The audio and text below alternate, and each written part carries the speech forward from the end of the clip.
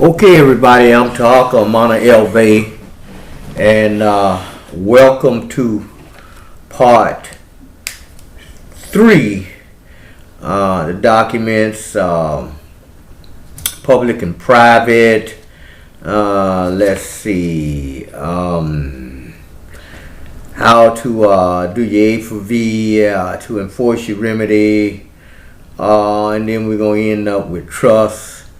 And so let us get involved here and let us go on, and we'll be coming back later on, and I'm gonna show you all at a later date, a later show. I'm gonna pull some of these documents I got out here that I've used in the past. Oh boy, you're talking about going through something.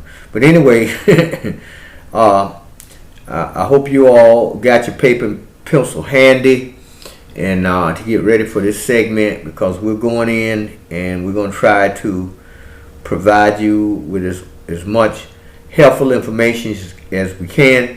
We're going to start out with HJR 192 versus public law, so you can understand the difference in that, and then we're going to go on to the next segment. Okay, so without further ado, let's roll, y'all.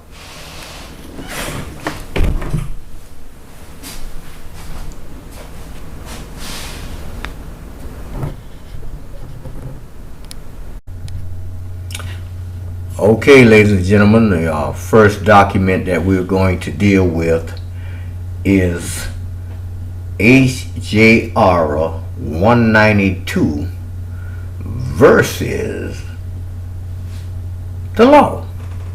Okay, we're going to read this thing, and I hope you all can see this. We got it set, and I'm going to roll down. I'm not going to do the whole thing, because this we have this in our package at newdataelimination.com for people who are getting our secure parting creditor.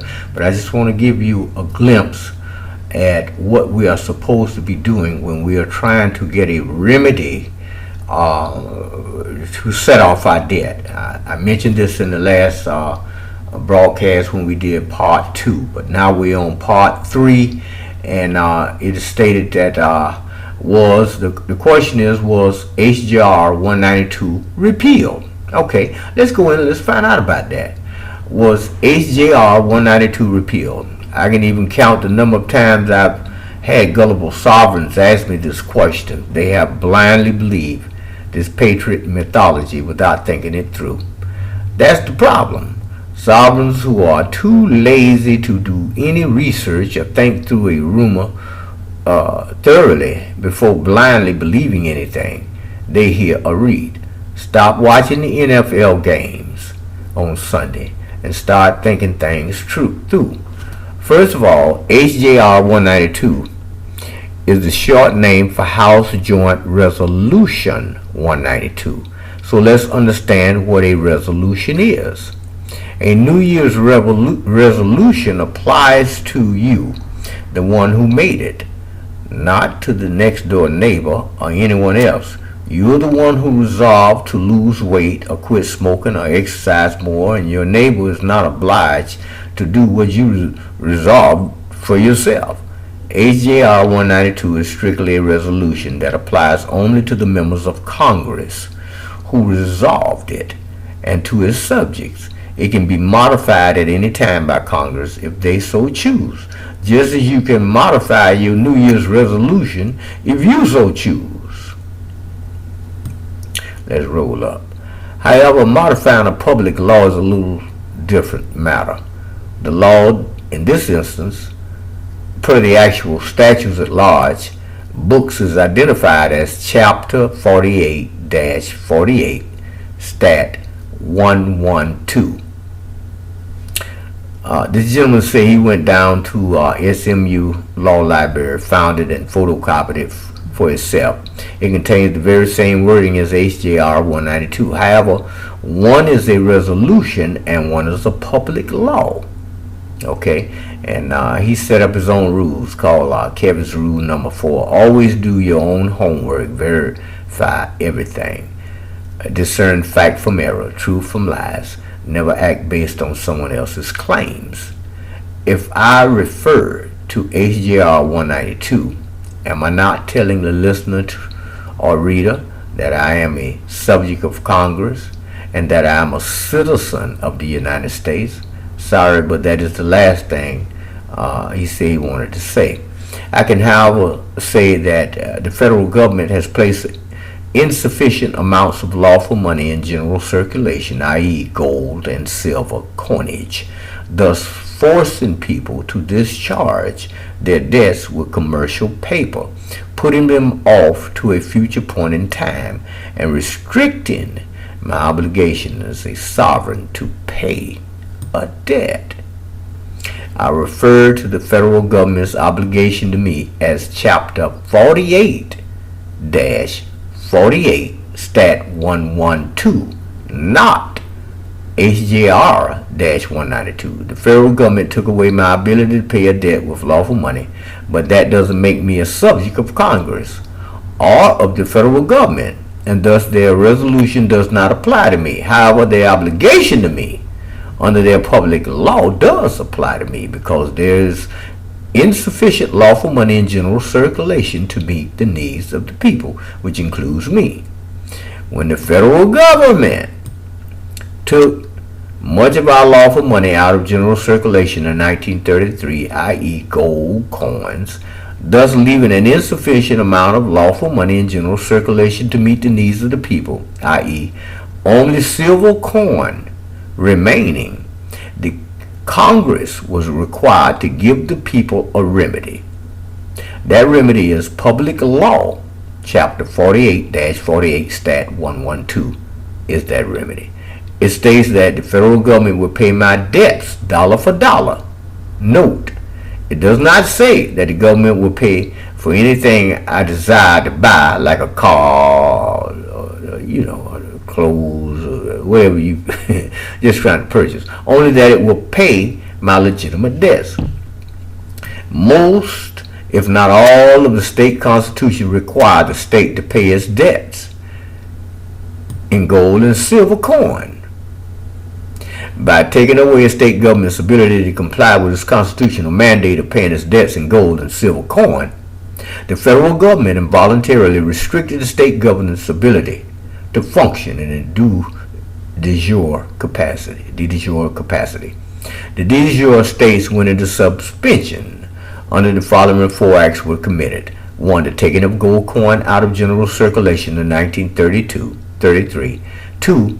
In 1964, the U.S. Mint ceased minting any more silver coins. In 1968, silver certificates could no longer be redeemed for silver. And 4, on August the 15th, 1971, President Nixon closed the gold window, thus stopping the redemption of foreign-held dollars for gold. At that point in time, the U.S. dollar was backed solely by the full faith and credit of the American people, and the states could no longer function in a de jure capacity while in the state of suspension. The states went into suspension because the federal government involuntarily forced the state to pay its officers, judges, employees, etc. with something other than gold and silver coin, which was required by the state constitution. This something other than gold and silver coin was nothing more than fiat money, or script, backed by nothing but the labor of the people. Thus, constitutionality, the states could no longer function in a de jure capacity because it no longer had the ability to pay its debts in the form of mandated by its constitution, i.e. contract with the people. Now I'm going to stop right there, and because I just wanted to give you this HJR 192 versus what you are supposed to be using to discharge your debts. And then we're going to go into the next thing. Now keep in mind, this thing goes on. I can scroll all the way down here. It goes on and on. But I'm not going to read it, all of it. This comes along with your materials when you get our secure party creditor package. We're able to converse with you. If you make a mistake, we're able to work with you and get that settled. Okay? But right now, we're going on to the next segment. Okay? So y'all hold on.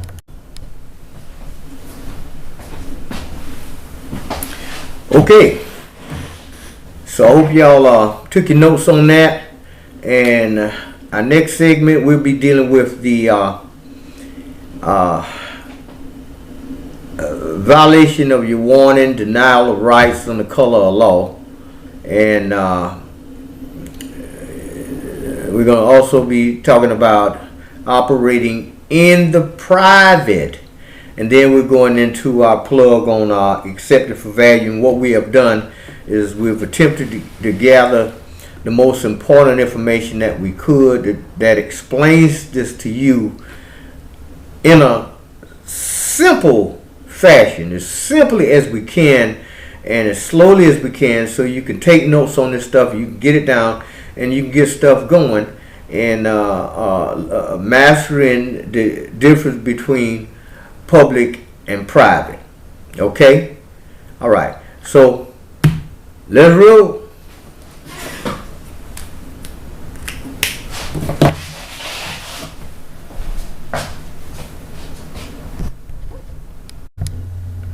Okay, now the next document we want to deal with, because there are some key words that we want to make sure that we clearly understand. There are a lot of people out there that know this stuff, but for those people who do not, these are the people that I'm talking to. Now, it states here that this is a violation warning, denial of rights under color of law. Now, when you look up the definition of under color of law, what do you find? Okay, let's go in here and let's take a look at this thing and let's read it, and I want you to see how this thing is constructed. Okay, first of all, we have right here on this line here, we have I certified that the foregoing information stated here is true and correct, and it has a place for a citizen's signature. Now, what is a citizen? And then right up here you got the citizen's statement. Then right here it's got a name and address for a citizen. Now, men and women, people that operate in the private in a full sovereign capacity, you don't have an address. I don't have an address on my home. Okay, because this is not a resident. You know, I'm not a resident. I'm not a corporate fiction. I'm a man, and my home is located on my land. It's not on a lot. I'm in the private. When you come to my home, you see signs around it that say private. Okay?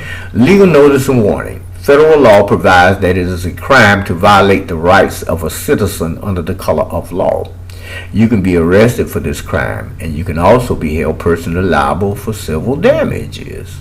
Okay?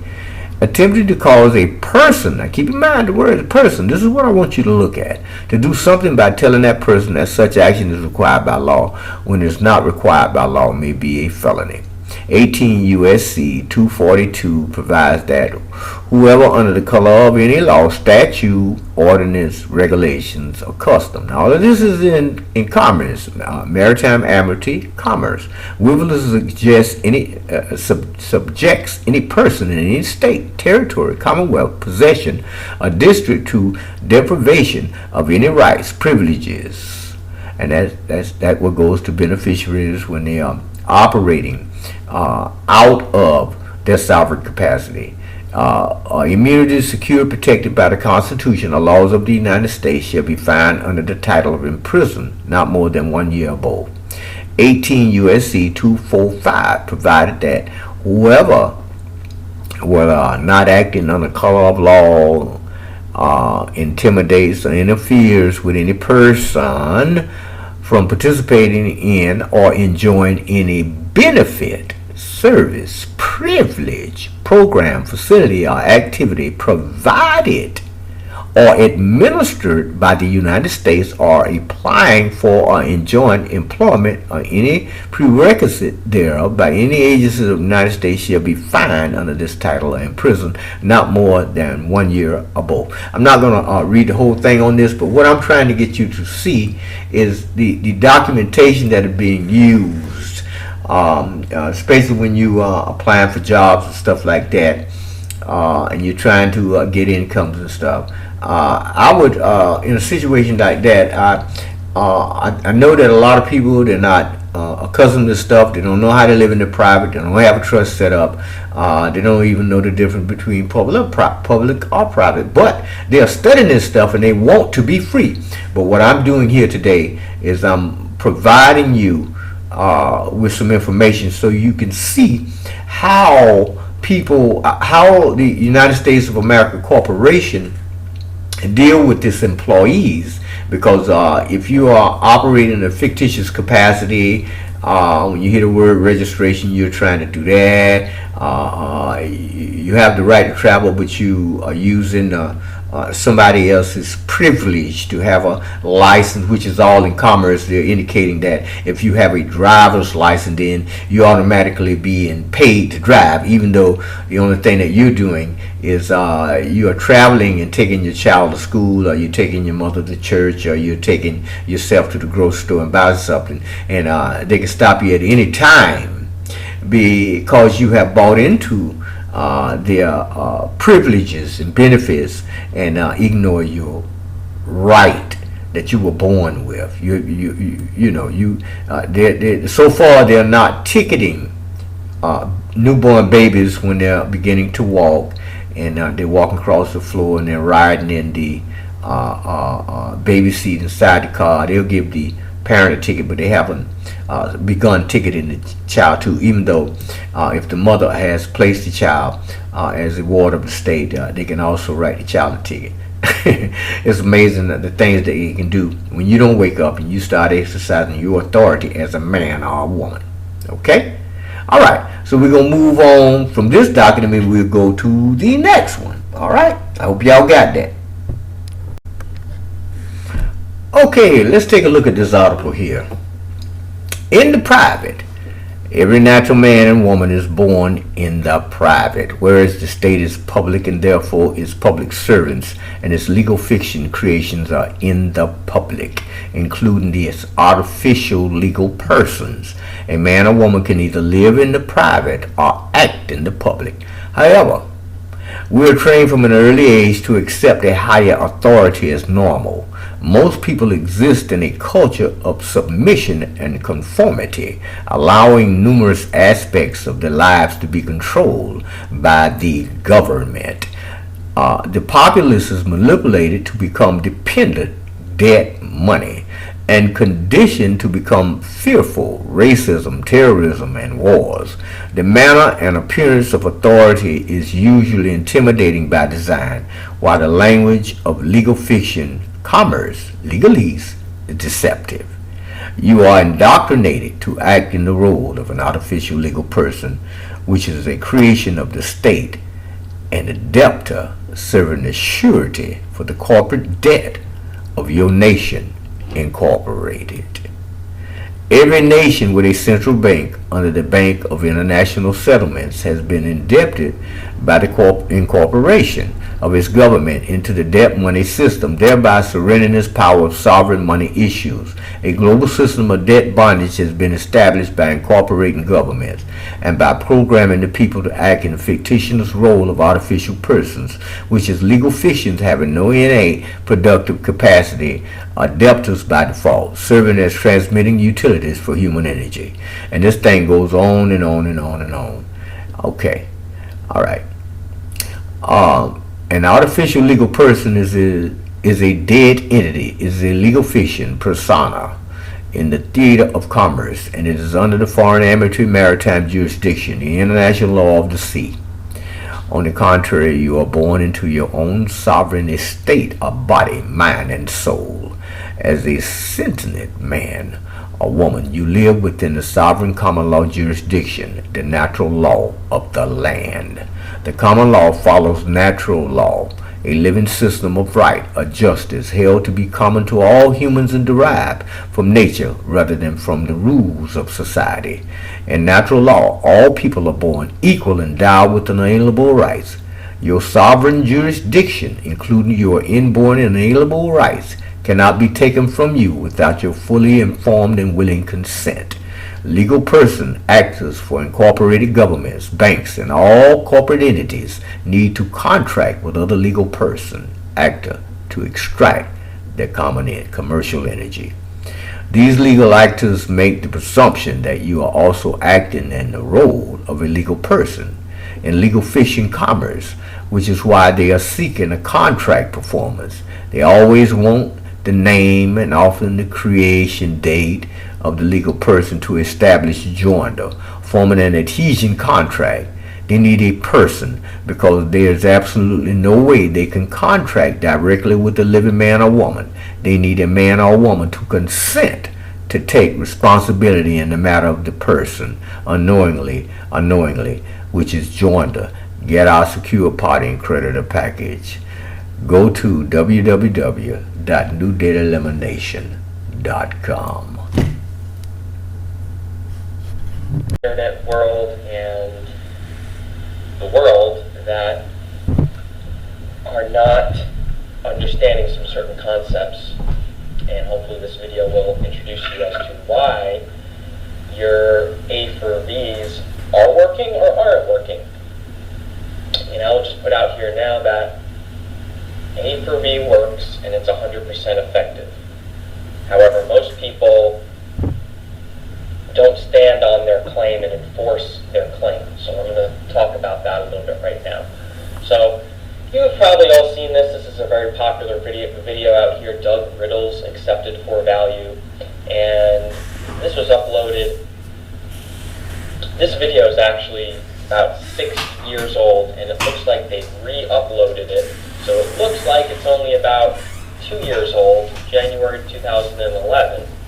But rest assured, this video and this technology that was on this talk show and recorded many, many years ago, things change and people adopt and add things to or retract things from their recommended processes. So in this original video, actually, well, not to speak for Doug Riddle, but you may want to contact him now if you happen to think that he's the authority on this, and ask him if this video that was 6 years old is actually a full and complete, process. Or you can, obviously, you can ask my opinion at understandcontractlawandyouvin.com, and we have processes that we're always progressing and updating and making more fluid and easier.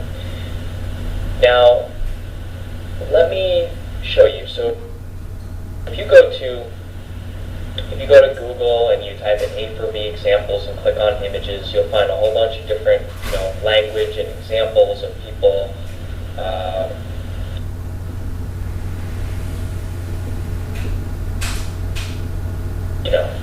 ways that this is written across different bills and statements and invoices and things like this. Here's one for an IRS. So this purpose of this video is not to cover what to write on it, so on and so forth. You can write whatever you want on it.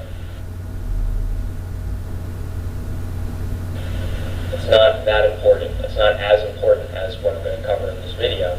And if you look at, let me just get it going. There are some videos out there. There are some examples out there like this one, which is on our website, where it doesn't have all the language across. It just says accepted for value, paid, and a signature. So this successfully was able to discharge a mortgage. Well, the person who executed this was able to successfully discharge a mortgage. And they didn't have to write. It's not as much as what you write across it. It's about if you can enforce your claim. So let me cover that right now. I can close out this window and close out this window. First off, what is a claim? The dictionary.com defines claim as to demand by or as by virtue of a right. Demand as a right or as due. To claim an estate by inheritance. To assert and demand the recognition of a right, title, possession, etc. Assert one's right to a claim for payment for services. To assert or maintain as a fact. She claimed that he was telling the truth. To require as due or fitting. To claim respect. So, in this example, if you deserve respect and someone's disrespecting you, you're going to open your mouth and you're going to let it be known, hey, I deserve respect. You're claiming respect. What were to happen if you were to remain silent and let somebody disrespect you?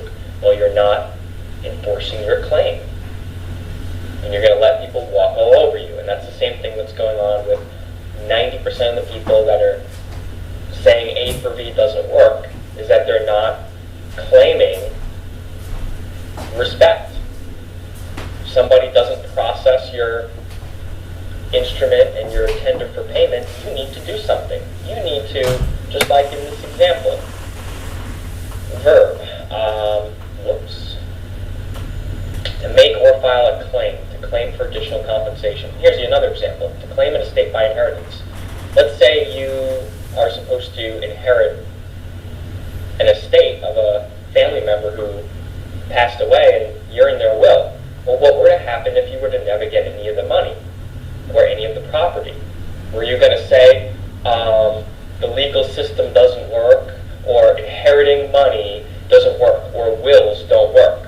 Or are you going to, get a lawyer or do something, some money to help you to, or learn yourself, and for you to go and enforce your claim that you're entitled to that estate, that you're is supposed to inherit?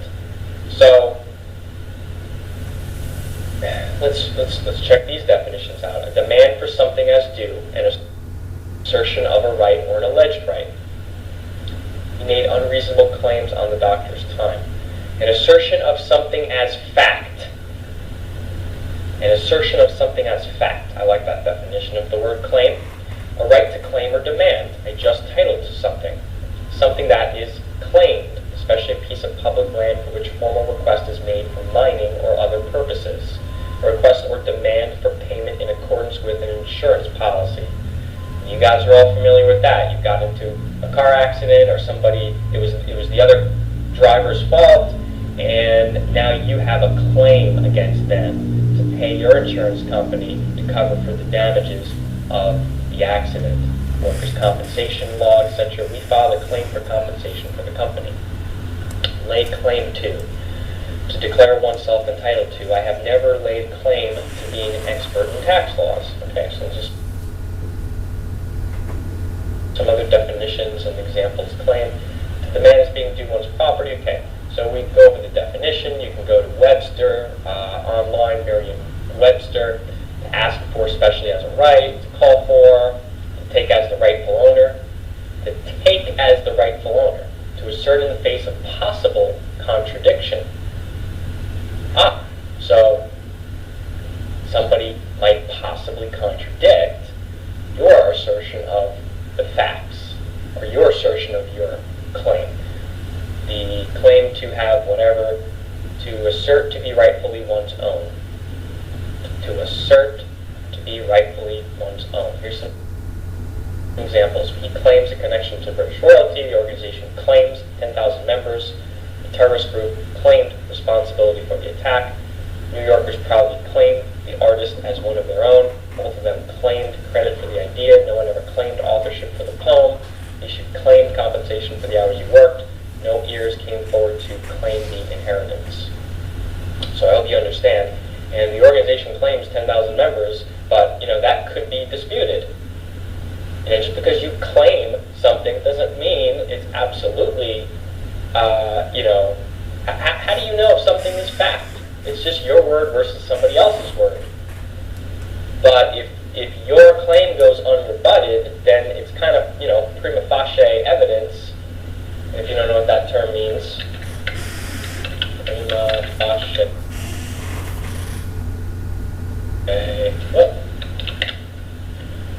A Latin expression meaning on its first encounter, first blush, or at first sight. The literal translation would be at first face, at first appearance. And a fact presumed to, here's a better definition of prima facie. A fact presumed to be true unless it is disproved. In common parlance, the term prima facie is used to describe the apparent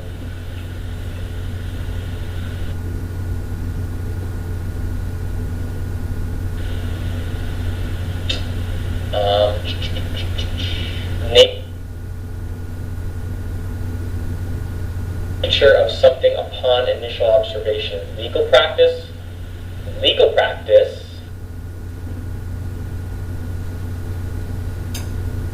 which is important. The term generally is used to describe two things: the presentation of some sufficient evidence by a civil claimant to support the legal claim or piece of evidence itself. For most civil claims, a plaintiff must present the prima facie case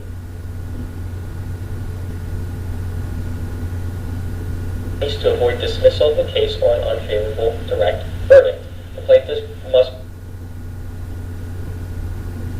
produce enough evidence on all elements of the claim to support the claim and shift the burden of evidence production to the respondent. If the plaintiff fails to make a prima facie case, the respondent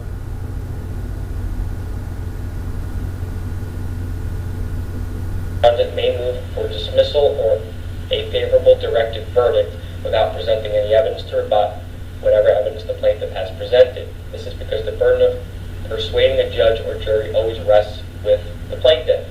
So,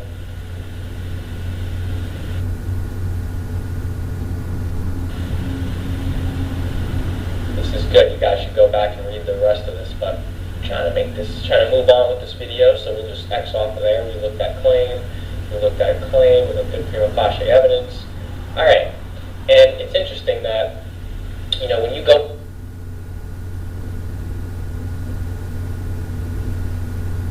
into a courtroom, you will, before you enter, you will see this this image of this statue, Themis.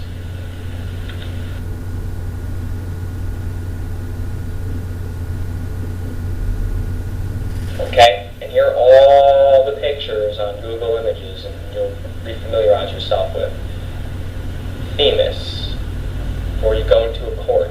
She's the Greek goddess, the wife of Zeus. And this is the statue. She's got a blindfold covering her eyes. She's got this scale in her one hand and the sword in the other hand. And we're going to look up to see what that means. The scale, these are the two claims, the plaintiff and the defendant, or, the one party and the other party. One has a claim against the other, and Themis is blindfolded. She doesn't really care about anything other than the claims. And she's going to enforce it with a sword. So that is pretty cool that you can learn about that. Alright, so let's see what Wikipedia has to say about Themis. An ancient Greek titaness. She is described as of good counsel and is the embodiment of divine order, law, and custom. Themis means divine law rather than human ordinance, literally that which is put in place. In the ancient Greek, she was originally the founder of the communal affairs of humans, particularly assembly affairs. Not great definition that I was looking for here. What about this one? The Titan of justice and order. Let's try to find a better definition. Venus. Let's look at this one. Here's a great one. Themis was the Titan goddess of divine law and order, the traditional rules of conduct first established by the gods. She was also a prophetic goddess who presided over the most ancient oracles, including Delphi. In this role, she was the divine voice who first instructed mankind in the primal laws of justice and morality, such as the precepts of piety, the rules of hospitality, good governance, conduct of assembly, and pious offerings to the gods. In Greek, the word Themis referred to divine law, those rules of conduct long established by custom. Unlike the word nomos, the term was not usually used to describe laws of human decree. Themis was an early bride of Zeus and his first counselor. Really? Zeus's attorney, basically. She was often represented seated beside his throne, advising him of the precepts of divine law and the rules of fate. Themis was closely identified with blah blah blah. Okay, now daughter of Uranus, married to Zeus, by whom she became the mother of the Hori.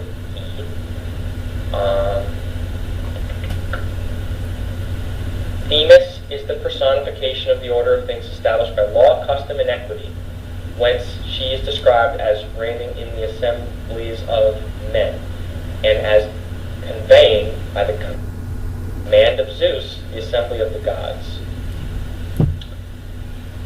Character Themis was recognized in the fact that blah, blah, blah, blah, blah, blah. Alright, so when you go to the courtroom, look for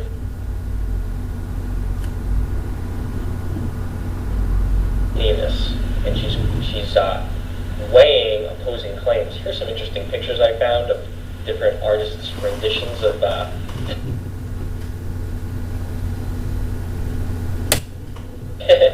Themis. Here's obviously a statue, and here's a cool little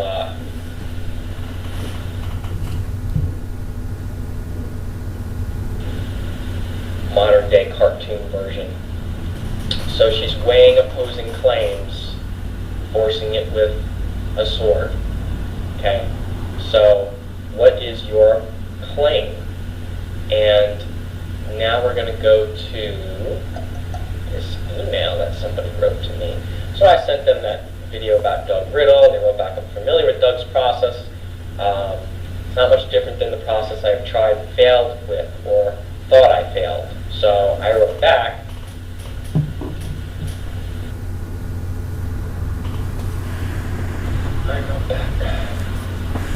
this is a video that is many years old. Check out the date. Oh, by the way, they re-uploaded it, and it looks like it's from 2011, when it's really from like 2006, 7, or 8. My processes are evolving on a monthly basis to keep up, and so it's not the recommended process anymore. I wouldn't follow the instructions in this video. This was sent to you as an introduction to the ideas and concepts because it's a good video. If you tried and failed, it is because you failed to enforce your claim. What if, and here give this example, what if you were to put cash or a bank check into an envelope and mail it to the company you owe money to? What would happen if they kept the cash, kept the check, never returned it, and kept billing you and charging you interest? What would you do? Or what would happen if you sent them a check for your mortgage or car payment, you know, the regular Federal Reserve note, regular public checking account that you have with Capital One or Chase or whoever, or your local credit union. So what happened if you sent them a check and it was 100% valid, 100% conventional, and they never even tried to cash it, but they sent it back to you and said some bullshit, and then they kept billing you or even tried to foreclose on you or confiscate your automobile, claiming that they had a right to? What would you do? I mean, you sent them the payment and they're still plowing over you. What would you do? Well, a lot of people would just contact an attorney. But yeah, what would you do? You would try to enforce your claim over their claim. They're claiming you didn't pay them. You're claiming you put the check in the mail and you threw it in the mailbox, and they even got it. They sent it back to you, or they got it and they're not doing what they're supposed to do with it. So there are many ways to enforce that you made tender of payment and the obligation is discharged, or it's no longer your problem. What does discharge mean? It means it's no longer your problem. It doesn't mean that the bill was paid necessarily, but it means that it's not your responsibility. It means that it's not your obligation. Regardless of what they did with the check, they could have cashed it, sent it back to you, gifted it, or sold it to somebody else, or they could have used your check as toilet paper. I don't really care. Once you send it to them and drop it in the mailbox, the debt is discharged and it's not your problem anymore. And you can look up the mailbox rule in UCC or Brian Blum, Contracts, Examples, and Explanations. It doesn't have to even get to them. If you put it in the mail and prove that you put it in the mail, and even if it gets lost in the mail on the way there, your debt is discharged. And even if they get it after the date that it's due, as long as you put it in the mailbox the date that it's due, the debt is discharged. You should learn how to enforce the fact that you made a payment, and if you do, whatever process you use, be it A for B, Federal Reserve notes, a bank check, wire transfer, Federal Reserve notes, A for B, conventional or unconventional public or private payments, if you tried to pay them with coffee beans or jelly beans, that was equivalent to what you think the amount due. So if you wanted to pay your mortgage with $500,000 of jelly beans, what if you just put a handful of jelly beans in there? Well, if you claim that that's $500,000 worth of jelly beans, you can enforce it. Unless they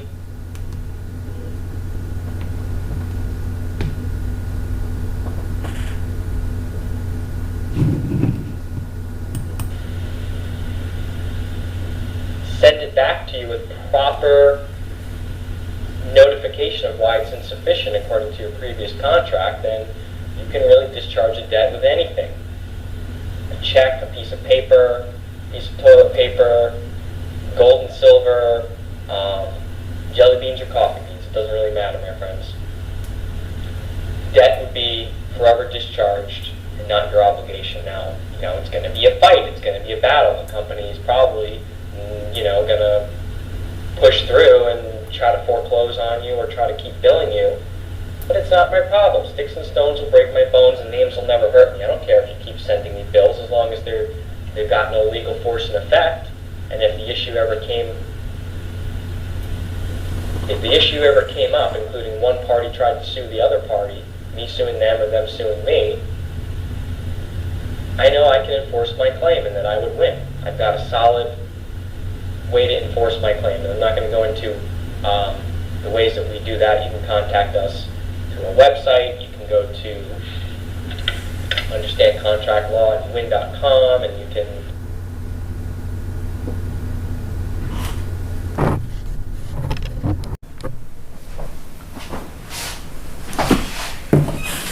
Okay, now let's deal with some documents on enforcing your A for V claim. We're going to look at the documents and then we're going to go straight into trust. And this is, we selected this particular plug because in my opinion, I think they did a wonderful job explaining this thing about trust and what happened and how this thing operates and how the United States is doing this stuff, so that you will have more clarity on knowing how to live in the private and knowing the difference between public and private and how to do that stuff. And after that, I'll be coming in, I'll introduce you to my website and stuff, and we'll close this segment out, and then we'll start getting ready for part 4. Okay? All right, here we go.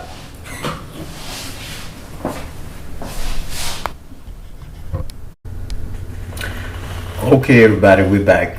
Let us take a look at a little piece of enforcement, because the gentleman is telling you once you do your A for V, you don't just sit there, and you want to, if nothing ain't shaking, and you want to shake it up a little bit. Let's go ahead and look at one way to do it. One of your first lines of defense is something that I've used, especially when it came to eliminating a mortgage on my home.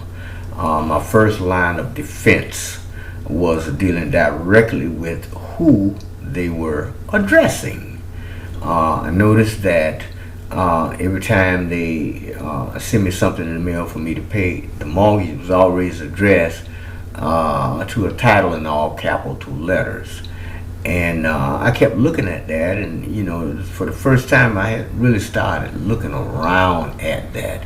But then I noticed that when I get junk mail or something comes to me in the mail, somebody trying to do business with me, it was always addressing me in upper and lower case letters.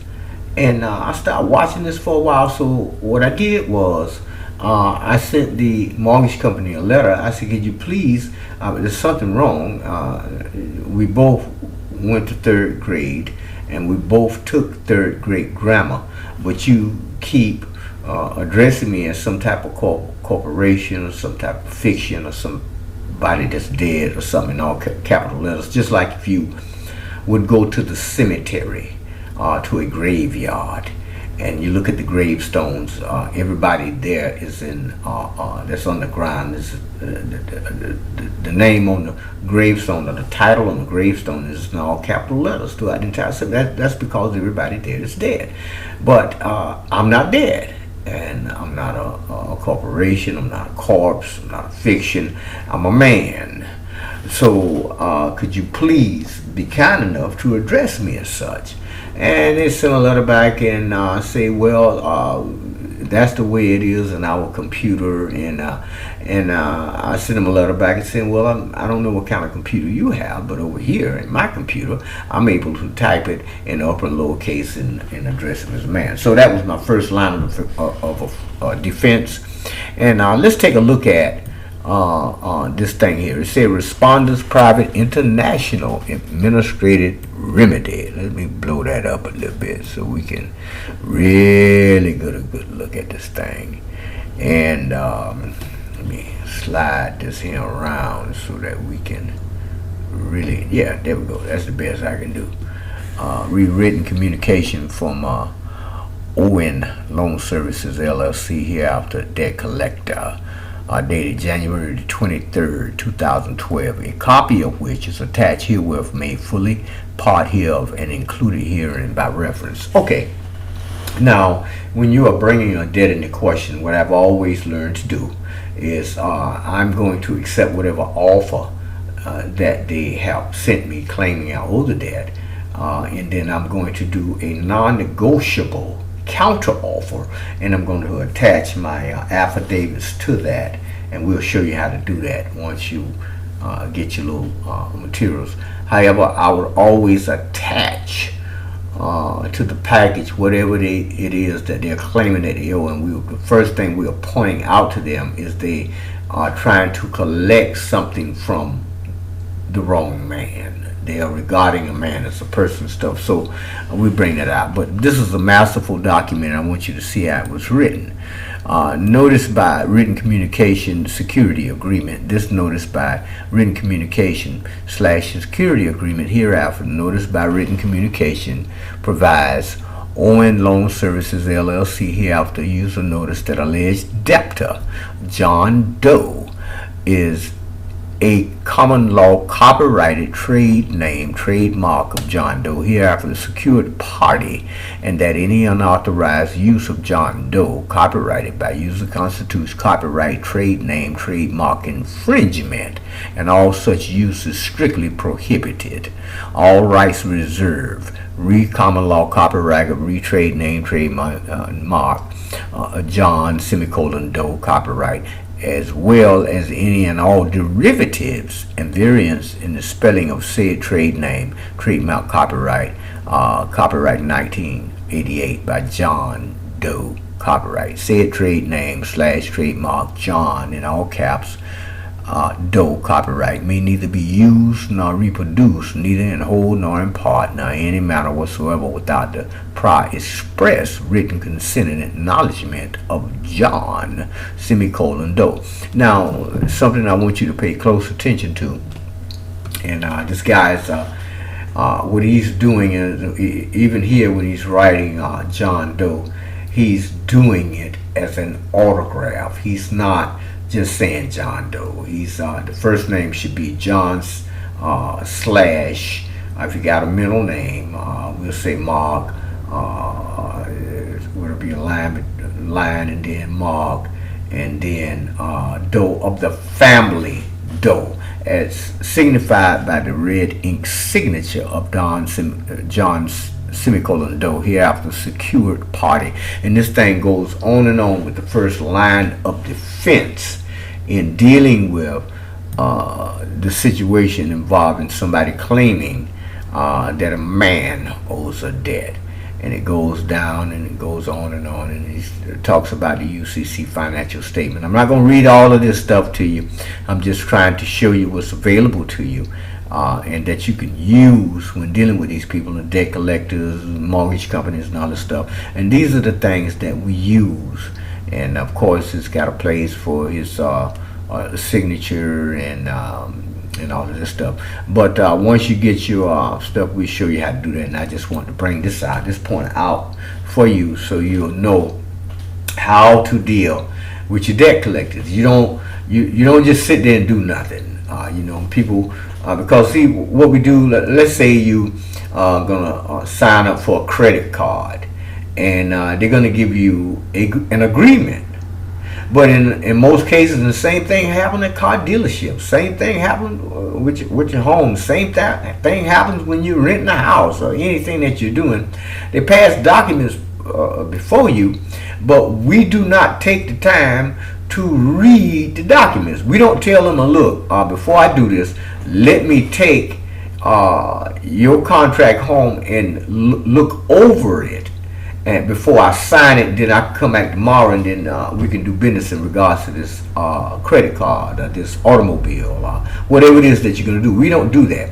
We're so busy trying to get what we came to get, and we're on pins and needles. We don't want to leave the bank unless they can assure us that we're going to get the credit card and we're going to sign anything they want, or if they send it online, I hope they give me this. If I go to a dealership, man, I'm doing it, man, I sure hope I get that car. And but we don't read anything. And the next thing you know, we knee deep and all kind of stuff because you signed a contract that you didn't even read.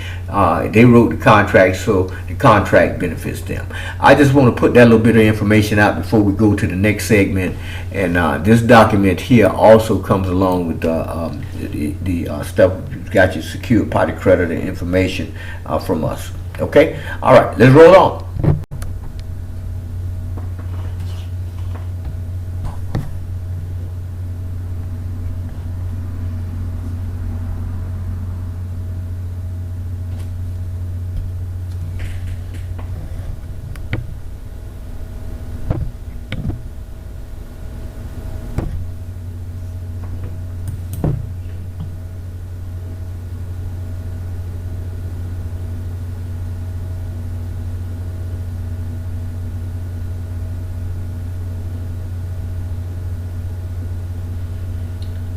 Welcome. This presentation is brought to you by Understand Contract Law and YouWin.com. It is adapted from the Creditors in Commerce Atlanta Workshop 2010 recordings, Sessions 3 and 4, Public Trust and Private Trust 1, and Public Trust and Private Trust 2. This PowerPoint is created and narrated by me, known as Siobhan Erica Cerisi, and is titled Private Trust, Public Trust. Before we get into the material, I want to share with you that you have other intelligences. We've been taught that our intelligence comes from our brain, comes from our head, from our minds. That is only partly true. What's more true is that the heart and the mind work together. They communicate together. We have a fuller intelligence. The heart has nearly 40,000 neurons of its own, and its energy field is 5,000 times greater in strength than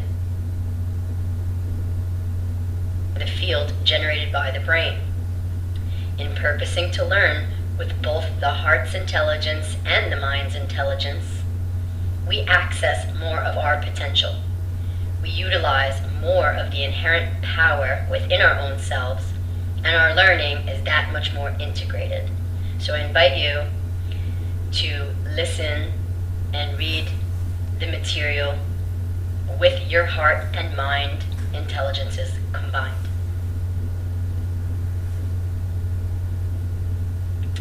Here's a disclaimer from the Creditors in Commerce website. They ask that if you utilize their content from the website, that you also utilize the disclaimer. And basically it's telling us that this is not legal advice, that we are responsible for our transactions and understanding what we're doing. When we take on any of the procedures, when we apply our remedy, we're responsible for understanding what we're doing. And this is also written in now time, in correct sentence structures, communication, parse syntax grammar. We've been trained, just as we've been trained to be debtors, we've been trained to speak and write in fiction, in past and future. Rarely do we write or speak in the now. And that's how this disclaimer is written, in the now. And on the Creditors in Commerce website, there is a link for the David Wynn Miller website where you can learn more about this.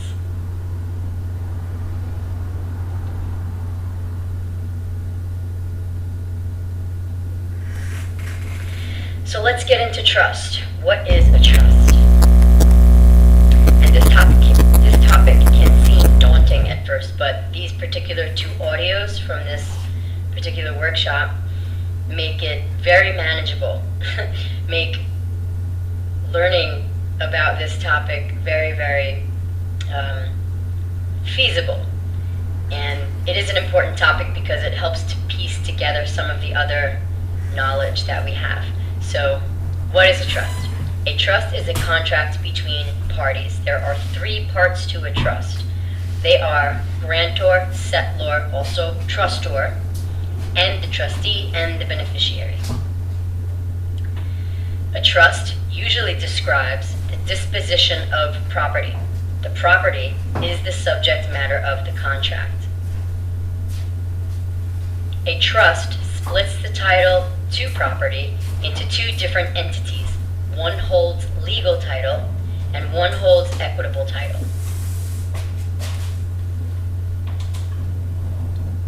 The first party to the trust is the creator of the trust, known as the grantor, settlor, or trustor, and is the party that makes the offer to contract. The settlor furnishes the consideration for the creation of a trust, meaning transfers property into the trust. The trustor specifies the terms of the trust contract, also known as the trust indenture, which governs the conduct of the trustee and the rights of the beneficiaries.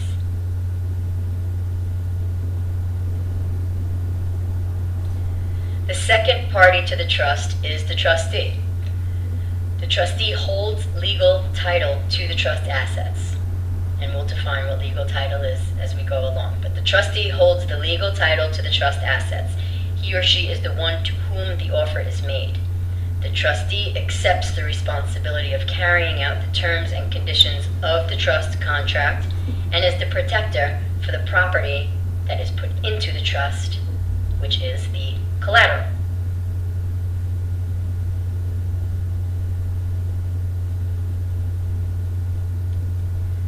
The third party is the beneficiary, who is the equitable title holder. And we'll define what that is as we move along. But the beneficiary is the one that gets the use of and or possession of the property in the trust. That's what equitable title means. It means a beneficial interest in the trust. It means use and or possession of the property.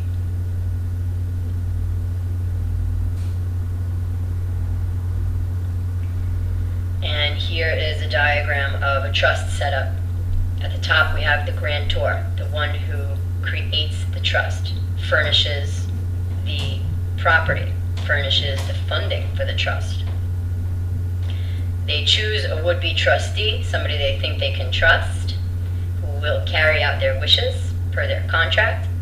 Trustees at the bottom left-hand corner. And then on the right you have the beneficiary, the one to whom all this property will go to, who has the right of use and possession of it, according to the terms in the trust indenture. And because it's a trust, that means there's split titles, so there's different interests. The grantor has a capital interest in the trust, the trustee has a controlling interest in the trust, and the beneficiary has an equitable interest in the trust. The trustee will issue 2 types of certificates. One is a certificate of beneficial interest, showing equitable interest in the property which goes to the beneficiary. The trustee will also issue a certificate of capital interest, which is the grantor's certificate, showing a controlling interest in the property and the trustee under the indentures of the trust / the trust contract. The trustee is serving as the legal title holder because the trustee controls the property and distributes any benefits or equity to the beneficiary. An important note, the same entity cannot hold both legal and equitable title for it to be a trust. If the same entity holds both legal and equitable title, then it is not a trust. For it to be a trust, an entity must hold either one or the other.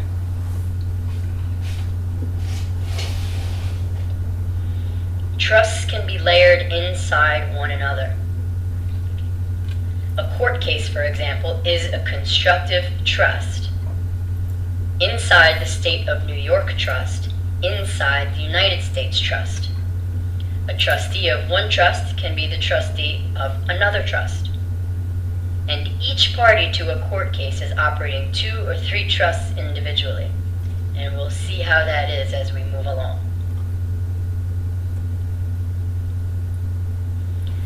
So here we have side by side the private trust and the public trust. These are characteristics of the public and private trusts. Important to note that neither is a real man or woman, right? Both of them are titles. As you can see in the private trust, the name is in uppercase, lowercase. In the public trust, the name is in all capital letters. Both of those are just titles, labels. Neither of them are us.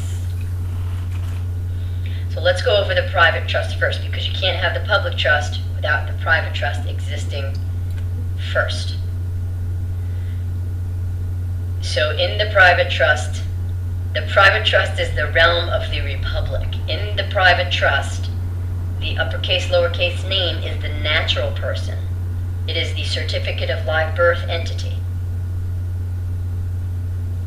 It is the trustee of the public trust, the controller of the public trust. The name appears, again, as I said, in uppercase, lowercase. And the private trust operates under the law of the land. The private trust is induced by the mother's application for the birth certificate. So the private trust is not the birth certificate. It is evidenced by the birth certificate, but it is induced by your mother's application for a birth certificate.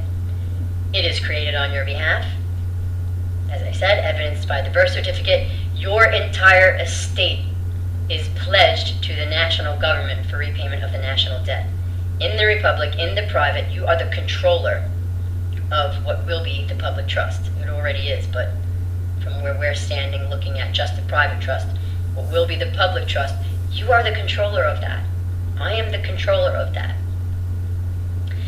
Because the government, USA Incorporated, pledged our entire estate, which we'll define estate later on in the presentation, but for right now, so you have an idea, your estate is pretty much every interest you have in you. It is your body. It is your lifetime's worth of energy. It is everything you will accumulate in this lifetime. Everything you think you own. All of that is pledged to pay the national debt. It is monetized. But in the Republic, we operate as creditors, so we have remedy, right? So they took away our estate, the entirety of it, but they did give us remedy. And we'll get into that later. So that's the private trust. In the public trust operates as a democracy.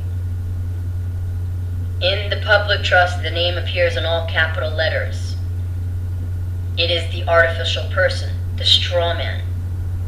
And that name is the beneficiary of the public trust. The public trust operates under admiralty law, maritime equity law. And it is the resulting trust of the contract between the private trust and the United States Corporation. It is a joint venture between the all capital letter name and the uppercase lowercase name.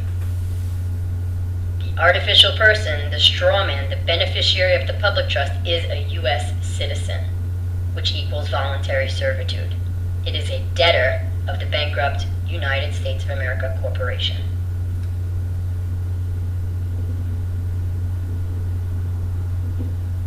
The public trust corresponds with the private trust. The beneficiary is your straw man, and he receives all public benefits to sustain life. In the public, they never recognize you as a living man or woman. In the public, everything that comes to you or from you goes through the straw man corporation, goes through the beneficiary. But they had to create that entity, the straw man, in private international law by contracting with your private trust. They are a parallel, and the private trust must work in harmony with the public trust.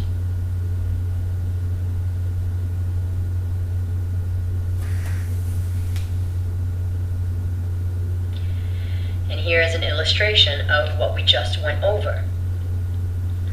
So the top part in black and white is the private trust, the law of the land, the republic. The bottom is the public trust, law that operates on the law of the high seas, the laws of commerce, and it is the public trust, the democracy. So the first party to the first trust, which is the private trust, is the grantor, which is your mom or dad, the living man or woman who applied for a birth certificate. When you look up the words submit and apply in the law dictionary, they kind of mean something different than you probably might think they do. Apply, we define it later on here, but apply means to request, to petition, to ask. And when you look up petition, that's an interesting definition. In that definition, it says a prayer, an asking, a requesting, or a prayer to some other authority to give you something, to grant you some privilege, some benefit, or to correct a wrong for you. Like we're saying, I can't do this myself, so will you please give me something? I'm looking to you as an authority. Will you please give me something? And that's an offer to the state. That's an offer. So they accept, and poof, a trust comes into existence. So your mom or dad submits an application for the birth certificate. The state accepts the offer, and here now exists the trust, which is the certificate of live birth entity, which is your uppercase, lowercase name, the creditor, the trustee of the public trust, whose remedy is H.J.R. 192. The beneficiary of the private trust, again, because we're dealing with a company that's bankrupt, so the beneficiary of the private trust is the Secretary of Treasury of the United States of America Incorporated. The Secretary of Treasury now has the use and possession of our entire estate. Again, our body's life's worth of energy, any and all property we accumulate, that is now going to the beneficiary, which is the Secretary of Treasury of the United States. That estate, our estate, gets funneled now into the public. The United States Incorporated can now create a trust in the public, utilizing our estate to fund it, to fund the public. So in the democracy, the grantor is the Federal Reserve Banking System, which is a private company also. It's just two businesses doing business together. United States of America Incorporated is a company. Federal Reserve Banking System, Federal Reserve Bank is a company, and they're doing business together. Okay? So Federal Reserve Banking System is the grantor, the creator of the trust. The trustee is any and all public officials, cops, attorneys, anybody who's sworn an oath of office and is a public official is a trustee of the public trust. The beneficiary of the public trust is the fictitious corporate strawman, your all capital letter name. Still not you.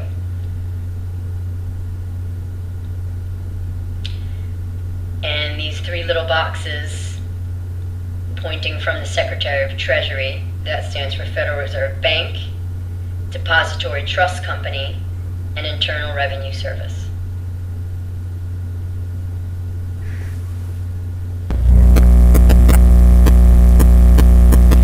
So why did the de facto United States government induce you to become a trust? First, it's helpful to note that the United States government is not actually a government like most assume it to be. The United States is a company, a corporation. United States of America Incorporated is a legal fiction operating in commerce and bankruptcy for profit under limited liability insurance. It is a business.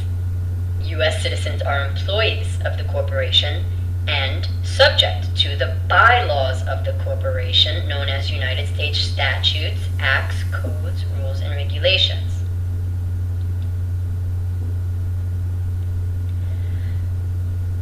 Continuing on with the why.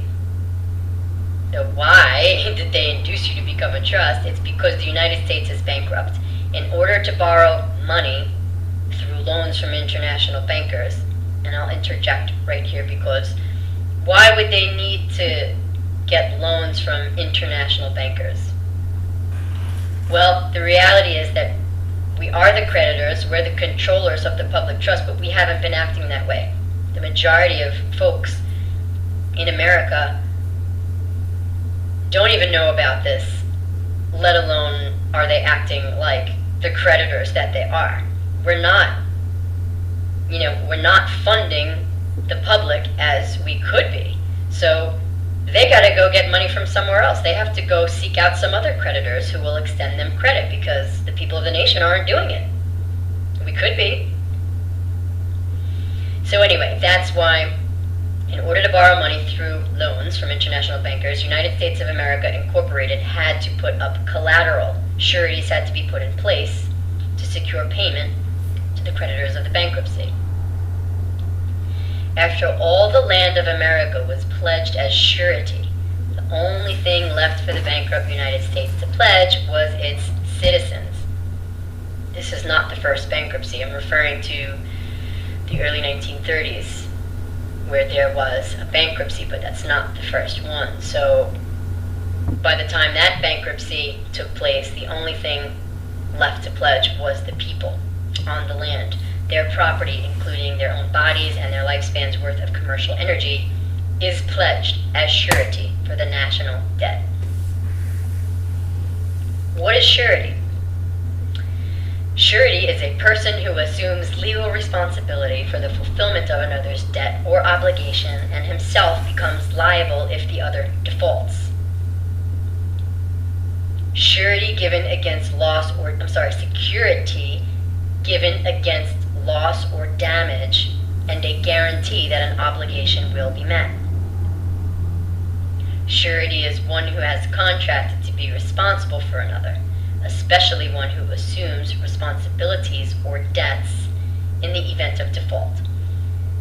Some other words for surety are pledge, bail, security. So we've made ourselves liable for the debts of United States of America Incorporated.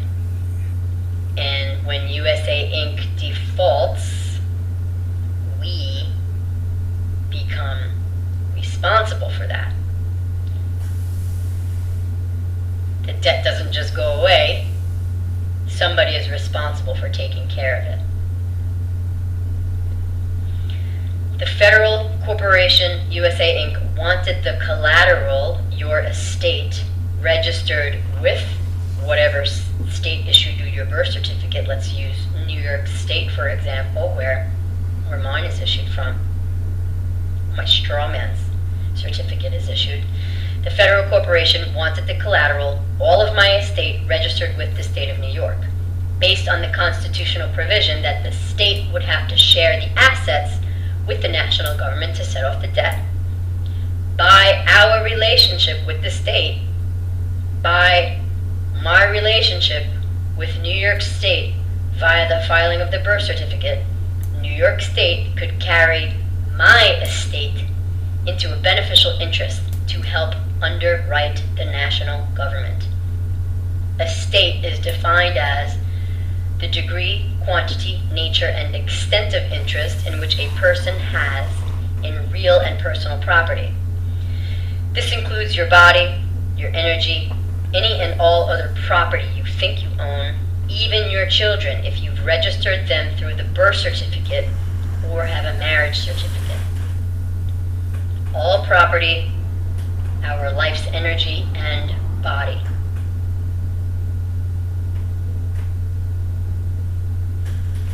And this is a quote from Jack Smith, who spoke a lot on these audios. He might have done most of the teaching regarding this topic. Brandon shared a lot and Gordon shared a lot, but Jack seemed to be sharing the most regarding this particular topic. And he said this. He said, they are buying and selling the souls of man. All these estates represent the gifts God gave us, and they are buying and trading those as securities. And that, my friends, is a typo. It says the workshop 2012. It is actually the workshop from 2010. Legal title and equitable title. Legal title is control over the property. Whoever holds legal title makes the rules and regulations for its use and or possession. Equitable title is right of use and possession. Whoever holds equitable title can do what they want with the property, so long as the use and possession is within the boundaries of the rules that are set forth by the legal title holders. Using a registered car as an example, let's identify which entity holds legal title and which entity holds equitable title. So here's a scenario. You go to the Department of Motor Vehicles, your local one, and apply for registration or tags, whatever you call them in your state. Let's look at apply.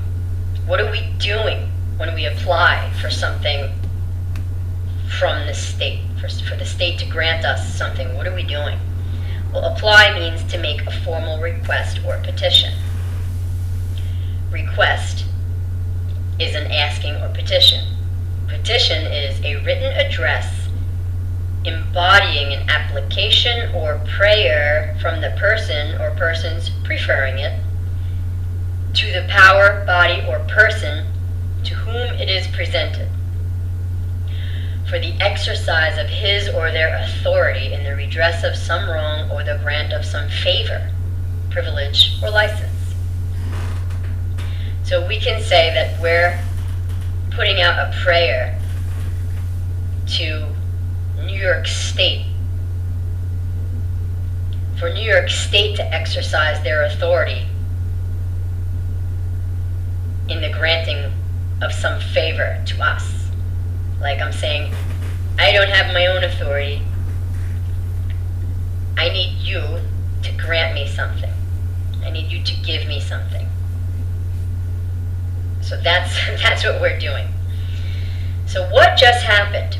You took the title to the car, to the DMV, and applied for your car's registration. In applying, you were asking, requesting, praying for another's authority to grant you a privilege, a benefit. In this case, your registration or license plates or tags.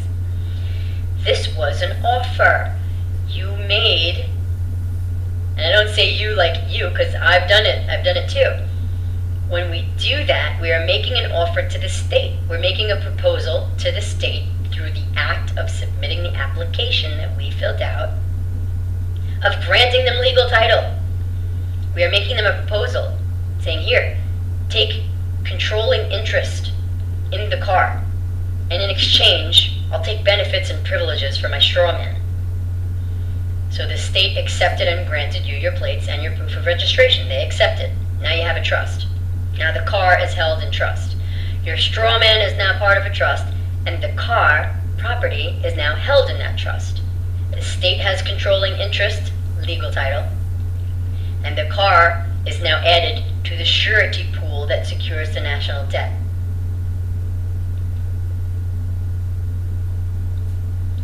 entity that issues a certificate is the legal title holder.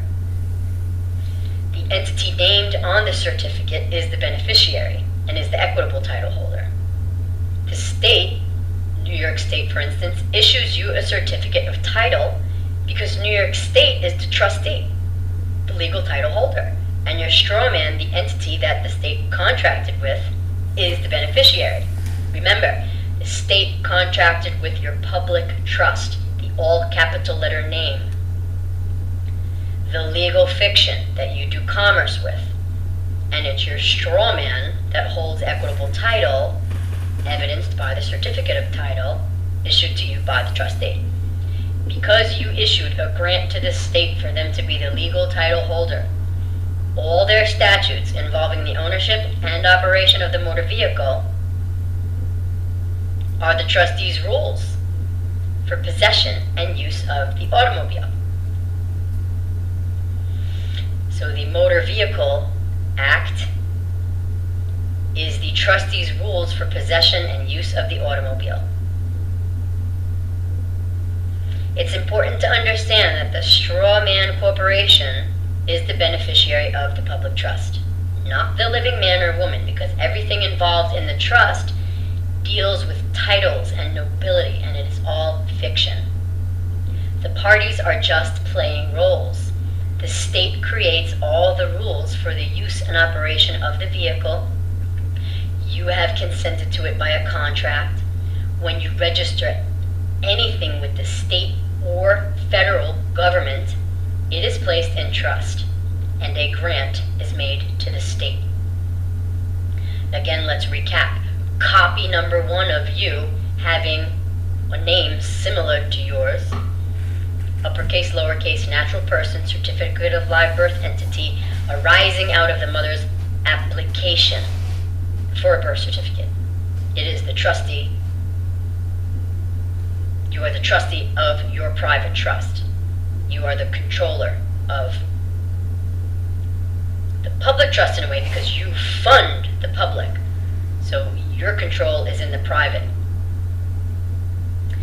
Copy number 2 of you, also having a name similar to yours, is the uppercase, all uppercase, Jane Doe. The straw man, the artificial person, the birth certificate entity, beneficiary of the public trust, arises from the contract between the United States Corporation and your private trust.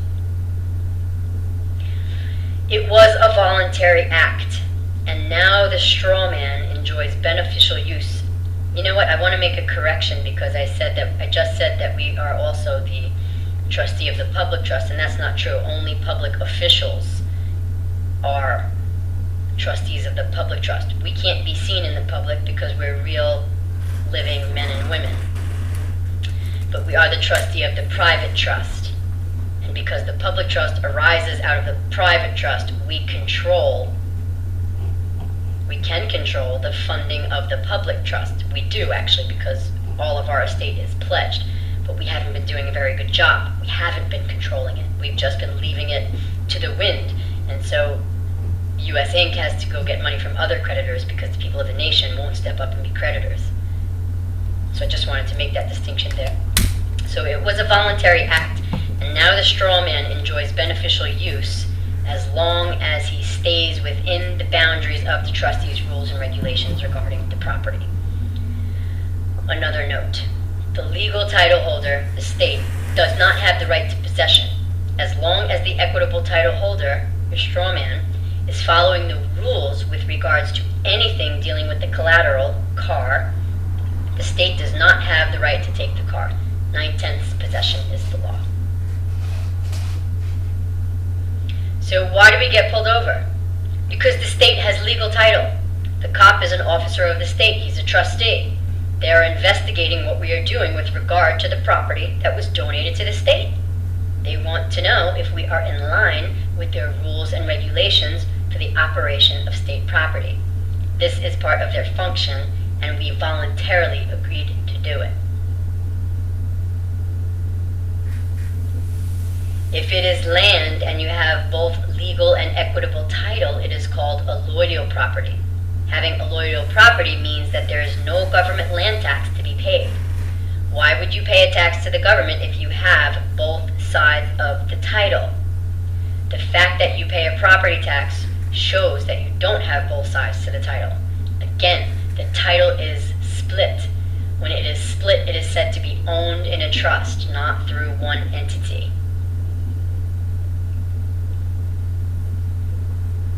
So let's look at some ways to get our rights back.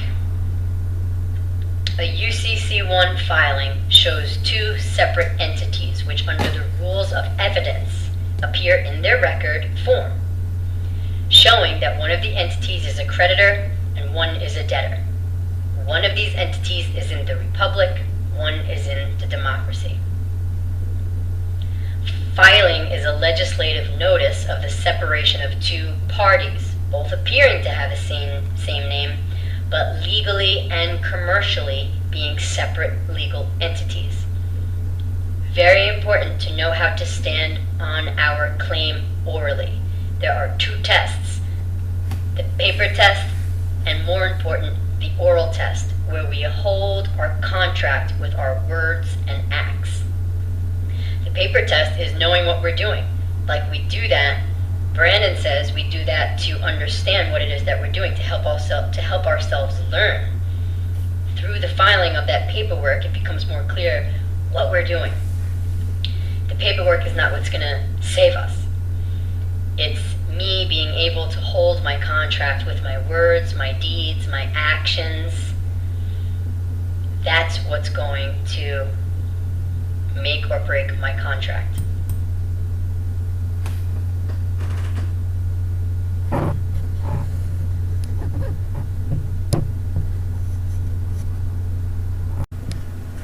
Okay, everybody, here we are. This is my website, newdebtelimination.com. This is newdebtelimination.com. This is our homepage. And you can scroll down here, and there's your CTFO opportunity that we talk about. You may hear on our blog talk shows. And this is a complete listing of everything that we have to offer. And when you get ready to get the stuff for yourself, right up here, you got your donation page. Just click on that, and that'll take you directly to the donation page, and with a little bit more information on this stuff. But prior to you ever attempting to donate anything for any services that we have to offer, we recommend that you contact us first, and that way we need to know what's going on with you, what you're trying to accomplish, and all of this stuff. We'll be able to work successfully with you. Right up here to the left is our Morris Talk Live 100. This is where all the widget where all of our radio shows go, right here. And when you click on that, because a lot of times people have to work and what have you, they're out of town, they have things to do, and they are unable to catch our show that airs at 7 p.m. Eastern Standard Time. Well, if that's the case and you're unable to get there, this is our widget right here. And this is a complete listing of our 1, 2, 3, 4, 5, 6, past 6 broadcasts, and you can check that out. You can sit right there and listen to it. Here's a link here that will give you access to all of the other past broadcasts and shows that we have done right there. Okay, now to contact us, right up top, call toll free 904-303-9061, and we answer the phone starting at 9 a.m. Eastern Standard Time until 7 p.m. Okay, from 9 to 7 Eastern Standard Time. Okay, and that's 7 days a week. Okay, this is our second website, and right down here to get our free report, just simply put in your email address and click submit now. That comes straight to us, and we'll automatically send our free report to you. You got your CTFO opportunity here. You have a free website and back office, your astrology button, your documents, blog talk shows, other articles and shows that we have done. And of course our widget is still right here to the side, and if you want to leave us any comments right down at the bottom, you can do that there. And if you want to, you can put an email there and subscribe, and it'll come to us. and we'll send our stuff straight to you. Send you that free report. Okay. Now before we go, I'm gonna go back over here. This button right here, this astrology button, that'll take you directly to this site right here, and you're able to check your sciences out over there. Check your zodiac sign. We'll see what the prediction is for you for 2019, 2020, and on and on. And there's a whole lot, and it's got both Eastern and Western astrology, which is our ancient sciences and stuff that we have passed on around the world at times in the past. Okay, and but I hope you got something out of this stuff. I'm Tahaka Amana LB. I hope you've taken notes, and I want you all to go ahead over there when you go to YouTube. Click on the like button and subscribe to my channel, because we're going through a series of stuff to try to help you all in this matrix. For those people who are trying to get out of the matrix, understand the matrix, how to set off your debts, to set up your trust, how to deal with debt collectors, banks, credit card, mortgage, child support, incarcerations, all of that stuff. And all you got to do is contact us. Check the information out. There's a ton of information that we've already put on YouTube, and you should go over there and check it out. And don't hesitate to call me between 9 in the morning until 7 p.m. at night. And especially when you're ready to get started, because if you don't ever do anything, nothing is going to happen. And we're making this stuff available and showing you the possibilities of creating some change. If there's any time in our ancient story or in our history where we need to be getting out of debt, giving up the straw man, operating in the private, and stop being a fiction, a corporate fiction, stop being regarded as one, now is the time. We get started now, we go into 2020, then you got a better chance, because you're actually actively getting involved in the changing of your life. Okay? All right. I'm Tahaka Mani LB, and I hope you got something out of this broadcast. Hope you took a whole lot of notes. And until next time, y'all take care of yourself. Good night.